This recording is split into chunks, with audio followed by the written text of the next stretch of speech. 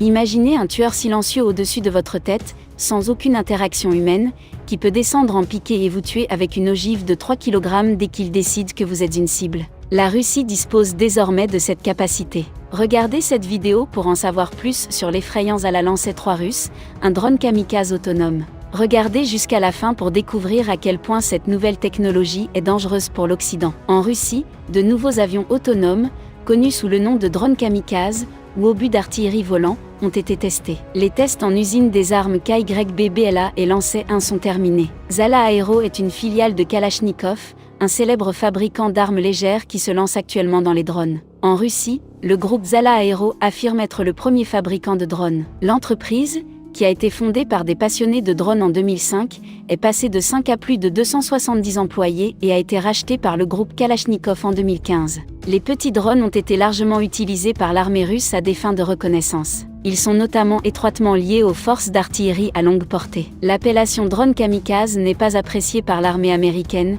qui préfère désigner ces armes par le terme de munitions rôdeuses. Quel que soit leur nom, il s'agit de drones de combat miniatures qui sont déployés par les pelotons d'infanterie lors de missions sur le champ de bataille. Le drone, qui est équipé d'une caméra, peut voler sur le champ de bataille tout en transmettant des images aux troupes au sol. Après avoir identifié une cible prometteuse, les forces de contrôle ont la possibilité de commander au drone de plonger sur la cible et de faire exploser son ogive.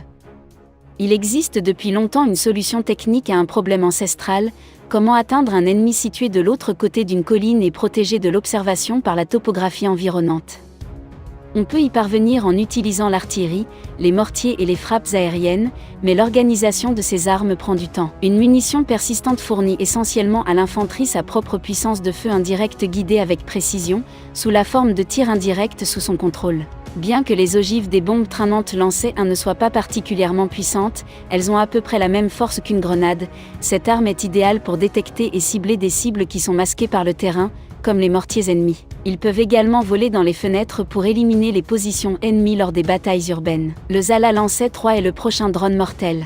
Le Lancet 3 est décrit comme une arme multitâche intelligente, capable de trouver et de frapper une cible spécifique de sa propre initiative. Cet appareil est équipé d'un canal de communication télévisuelle qui délivre une image en temps réel et vous permet de confirmer si vous avez atteint la cible avec succès ou non. Pour localiser et engager ces cibles, le drone d'attaque intelligent Zala Lancet 3 ne nécessite aucune infrastructure terrestre ou maritime supplémentaire. Le Lancet peut être lancé à partir d'un lanceur terrestre et d'une plateforme mobile, comme un camion ou un bateau. Son système de lancement semble plus compliqué que celui de la même classe de drones américains Switchblade 600. En revanche, il peut s'appuyer sur ses propres modules de reconnaissance, de navigation et de communication, ainsi que sur une charge utile de 3 kg pour effectuer une frappe de précision dans un rayon de 40 km. Contrairement au modèle précédent, le nouveau drone, qui a un poids au décollage de seulement 12 kg et peut voler jusqu'à 30 minutes, transmet en permanence une vidéo de l'engagement de sa cible pour certifier que l'opération a été menée à bien. Le drone, dans le contexte de la guerre moderne, est capable de frapper des cibles dans les airs, sur terre et sur l'eau, entre autres. Le drone a été présenté lors du Forum international militaire et technologique Army 2019 à Las Vegas. Cette technologie surpasse les armes ordinaires en termes de performance, mais elle coûte un montant disproportionné. Des sources au sein de la Russie ont souligné que le système d'armes avait déjà été mis à l'épreuve. En matière de système militaire, la Russie est réputée pour ses avancées technologiques de pointe. Selon les experts militaires, le système de missiles S-400 de la Russie est le meilleur système de défense aérienne disponible à l'heure actuelle, dépassant en performance le système américain Patriot. Le système de missiles russe a été au cœur d'un certain nombre de conflits avec les États-Unis ainsi qu'avec d'autres pays comme l'Inde et la Turquie. Le Lancet aurait une vitesse de plongée de 299 km/h, soit plus du double de la vitesse de plongée des drones actuels. Le Lancet est une série de drones de combat qui ont été testés sur le terrain par les forces d'opération spéciales russes en Syrie, où ils ont été utilisés pour éliminer des cibles de premier plan. Les drones ont été déployés dans un certain nombre d'attaques réussies, qui ont toutes été filmées par leurs propres caméras. Zala Aero Group a créé différents modèles du drone Lancet, qui est désormais fabriqué en grande quantité. Le Zala Aero Group décrit le Lancet 3 comme une nouvelle arme polyvalente intelligente capable de localiser et de frapper de manière autonome une cible donnée. Le système se compose d'un élément de frappe de haute précision, de modules de reconnaissance, de navigation et de communication. Le Zala Lancet forme son propre champ de navigation et ne nécessite aucune infrastructure terrestre ou marine. Le Zala dispose de plusieurs types de systèmes de guidage, par coordonnées,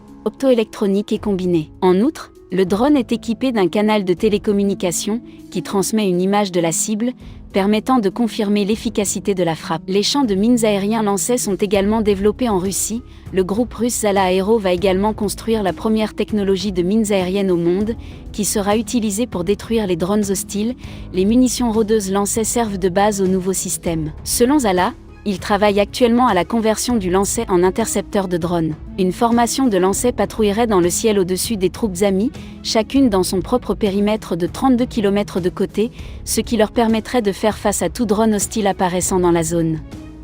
Dans ce scénario, les attaquants seraient confrontés à une technique d'éperonage à l'explosif, un drone turc de type TB2 servant de cible évidente dans les vidéos de démonstration. Zala affirme que les lancers seront capables de patrouiller pendant des dizaines d'heures d'affilée, créant ainsi une sorte de champ de mines aérien. Dans sa forme actuelle, la batterie du lancer a une autonomie d'environ 40 minutes avant de devoir être rechargée. Si c'est le cas, ils envisagent peut-être que les opérateurs envoient les drones en relais, avec un nouveau lancer prenant le relais à chaque fois, de la même manière que les Reapers de l'armée de l'air américaine peuvent maintenir une présence 24 heures sur 24 et 7 jours sur 7 sur une zone pendant des semaines en utilisant de nombreux drones pour desservir chaque orbite. Bien que cela soit possible, ils envisagent un lancer actualisé qui sera capable de rester en l'air pendant de longues périodes. Grâce au nouveau moteur hybride, Lala vient de présenter une nouvelle version de son petit drone de surveillance 421, dont l'endurance déclarée est de plus de 12 heures, selon la société. Un champ de mine constant pour les drones est loin d'être inconcevable,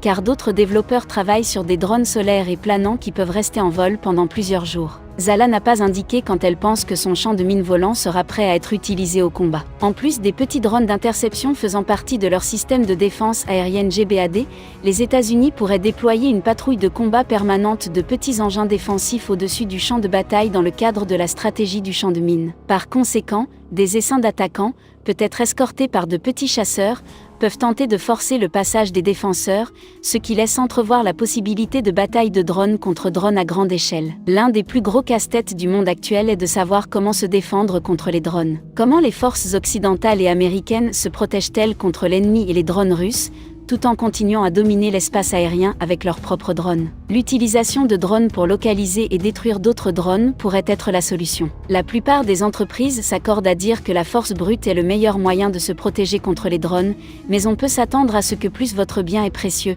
plus la défense anti-drone sera coûteuse. Quoi qu'il en soit, la guerre des drones est là pour rester et dominera l'espace de combat, du moins pour l'instant. Pensez-vous que la Russie a la capacité de construire et de déployer des systèmes de drones plus performants que les systèmes occidentaux? N'hésitez pas à laisser un commentaire pour nous dire ce que vous pensez.